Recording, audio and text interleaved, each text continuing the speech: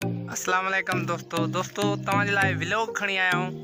असांजे चैनल के सब्सक्राइब कंदा, घंटी निशान ते क्लिक कंदा जी हर नवा वीडियो तव्हां ताईं आसानी सां पहुची सकनि। दोस्तों तव्हां लाइ हिकिड़ो नंढड़ो व्लॉग खणी आया हूँ। दोस्तों ही असांजो कणिक आहे जेका असांखे अंड ॾींदी आहे ऐं अन्न असांखे खाइण जी कमी ईंदो आहे। अटो पीआईंदा आहियूं, उन मां हीअ कणिक असांखे तमामु फ़ाइदेमंद आहे।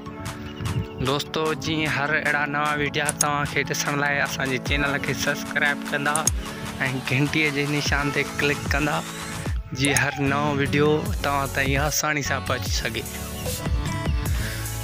दोस्तों हींअर असां वञी रहिया आहियूं, असां पंहिंजी बनी ते पिया वञूं। हीउ जेको तव्हांखे लाइव मंज़र तव्हांखे जेको ॾेखारियूं पिया तमामु ज़बरदस्त वीडियो दोस्तों ही ॾिसी सघो पिया। तमाम खूबसूरत कणिक है जी VIP माशाल्लाह ज़बरदस्त आहे।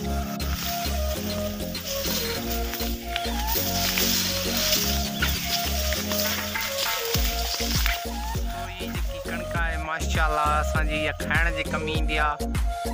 हीअ असांजो ॿाराड़ी जो फसल आहे। अक्सर शहरनि में हूंदा पर ॿाराड़ी ते जाम फसल लिकायो वेंदो आहे माशाल्लाह।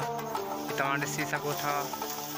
असांजे चैनल के सब्सक्राइब कंदा ऐं घंटीअ निशान ते क्लिक कंदा जी हर नओ वीडियो तव्हांखे माल जे गाह ते जिथे माल जो गाह आहे माशाल्लाह ही माल गाह खाईंदो आहे। हिनखे लूसण चवंदा आहिनि। तमामु ज़बरदस्त गाह आहे। हीउ 3 लाभ ॾींदो आहे। हिकिड़ो लाभ लुणंदा आहियूं, वरी ॿियो बि ॾींदो आहे, वरी टियों बि ॾींदो आहे। हींअर माशाल्लाह 3 लाभ लुणनि पिया माशाल्लाह। VIP ज़बरदस्त तव्हांखे ॾेखारींदा पिया हलूं। ये जेका असांजी ज़मीन है या असांजी ज़मीन है यको ॾिसी सघो था माशाल्लाह। तो असां पता हूँ हाणे जेको छोकिरो गाह लुणियो आहे माल लाइ असां उन गाह जी तरफ़ हलंदासीं। हू ॾिसो साम्हूं गाह पियो आहे, हलंदासीं इन जी तरफ़। महिरबानी दोस्तनि जो चैनल के सब्सक्राइब कंदा, घंटीअ निशान ते क्लिक कंदा जी हर नओ वीडियो तव्हांखे आसानी सां पहुची सघे। महिरबानी दोस्तों असां हींअर वञी रहिया आहियूं पंहिंजे गाह जे तरफ़ ऐं परियां इहो गाह पियो आहे ॾिसी सघो पिया। इहो गाह पियो आहे, इन जे तरफ़ वञूं पिया। तव्हां दोस्तनि खे बि ॾेखारींदा पिया हलूं।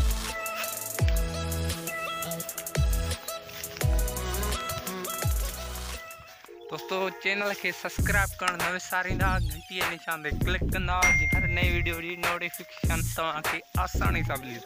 दोस्तों जीअं त हीअ आहे माल जो गाह छोकिरो करे वियो आहे। हिनखे असां खणंदासीं ऐं हू बि पियो आहे। हाणे हिनखे गॾु करे हिकु गॾु हंगाड़े ते रखंदासीं ऐं असां गॾु हंगाड़े ते गाह सथे छॾियो आहे। हीअ नंढड़ा बीठा चओ चैनल खे सब्सक्राइब कंदा ऐं हीअ नंढड़ा बीठा आहिनि। हिननि खे नथो अॼु ॾाए।